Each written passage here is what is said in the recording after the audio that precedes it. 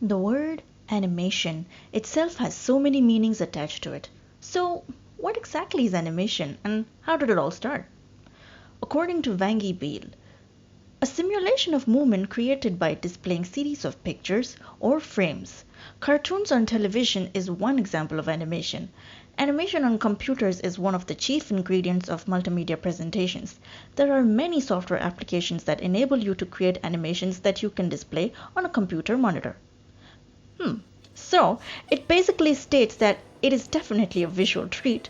The word itself makes you get an image of a childhood memory, which for me is definitely My Little Pony. Oh, how I miss to watch their adventures, prancing all over the place.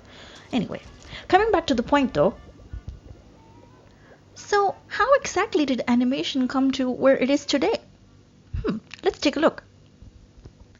In 1800, art was considered the only medium to entertainment and expression of self-beliefs, which led to the introduction of something called the magic lantern. And it indeed was magical. So, how did it work? It used the same concept as a projector. Only, instead of still images, these slides actually had elements that moved, and most of these slides were glass-based. You could purchase them or create your own little movie.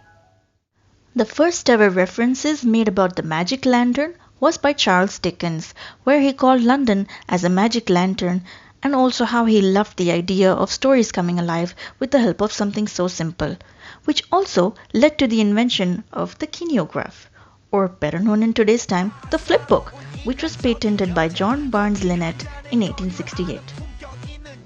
The flipbook was nothing but a notepad which had images drawn in at the edge of the pages, which when someone would actually flip using the help of their thumbs, the pages would move on a rather fast pace, which led to create an illusion of a moving image within the pages. Sounds so much fun, right? It indeed was. I still have a flipbook I purchased from Disneyland years ago. Still makes me laugh every time I flip. As technology advanced, so did the exposure to entertainment. The introduction to film was the best thing to have happened for animation to take another big step. I remember as a teenager, I would use tracing paper to trace out difficult parts of the human body like ears, eyes, etc. for my science project, which used to help in showing details of the drawing. The very same tracing technique was developed for animation by using the technique called rotoscoping, where ideally the animator would trace out or sketch out every shot frame by frame on a frosted glass surface. This was used widely for many of the Disney classics like Sleeping Beauty and Alice in Wonderland. Another term for this is also called live action reference. The basic outline of the entire body and face was done faster, and later the colors and details were added, which would take a lot longer than the actual film. Playing the role of Alice in Walt Disney's Alice in Wonderland was one of the highlights of my career and my life. I was not only the voice of Alice, but I also played Alice in a special process called live action reference. You see, at Disney, the animators would often use footage performed by actors to help guide and inspire them as they drew each scene. I am happy to say that one of my performances from the scene with the talking doorknob was recently rediscovered in the Disney vaults. This is the first time it has been seen in more than 50 years, so it is my pleasure to present it to you now.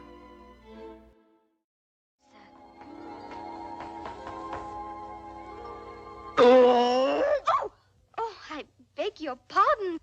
Oh, it's quite all right. But you did give me quite a turn. You see, I was following... Rather good, what? Doorknob turn? Please, sir. Well, one good turn deserves another. What can I do for you? Well, I'm looking for a white rabbit, so, if you don't mind... Eh? Oh! There he is! I simply must get through. Sorry, you're much too big. Simply impassable. Rotoscoping is not used very widely as it was earlier, but the technique is still the most accurate to capture actions and body movements. The most recent example for rotoscoping would be the music video for the song Heartless, which was performed by Kanye West and was released in the year 2008 for his album 808 and Heartbreak, where most of the elements of the song, for example the singer, dancers, and the lighting are showcased very well using the method. As color television was introduced, techniques for creating better animation progressed as well, with the introduction to stop motion and CGI animation. Stop motion is basically a method wherein the camera is placed in a fixed position and objects are constantly moved frame by frame to create motion within the film. Some of the most popular examples of stop motion would be Shaun the Sheep, which is a British animated series which was released as a movie recently in 2015. Using the help of clay puppets, a similar concept was used for Pingu, which was a British-Swiss series revolving around a penguin and his daily discoveries. CGI is the abbreviation for computer-generated images. I know you didn't quite get that. So, let's look at this more in detail. CGI is the combination of 2D and 3D animation where a software is used to create characters and also the environments for the scenes. CGI is also used highly for creating special effects in action movies. For instance, as you all would be aware, the recent Fast and Furious movie, which was released on April 2nd, 2015, had a major setback after Paul Walker passed in a tragic car accident.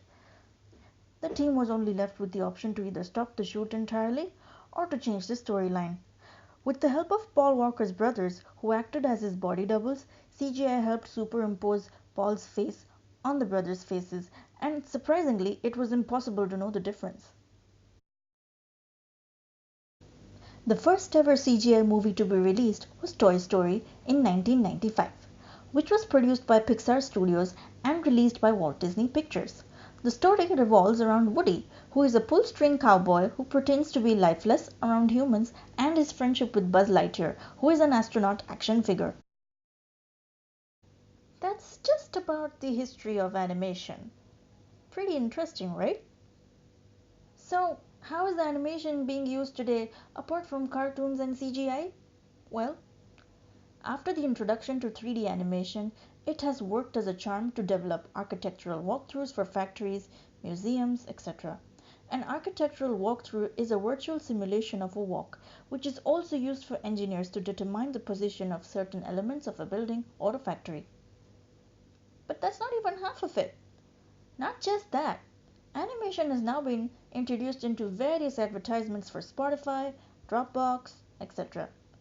Animation as an industry has progressed a lot more than its early years and isn't so you don't have time to shoot an ad? No problem. Let's just create one with the help of a few tools. Of course, not as easy as it sounds, but the end result is always priceless. The beauty of having an animated ad is that it saves a lot of time by not having to depend on a production team or a director. Everything is editable, which makes it a lot more feasible to work with. Also, when I say search friendly, I don't necessarily mean that you're going to be friends with the search engine you use. That was a very bad joke. Moving on, animated videos are more easily found on the internet than a normal music video, as it is firstly uploaded via YouTube, which now belongs to Google. And YouTube gives you the added advantage of adding tags to your video for prospective clients or followers to know about your products or services.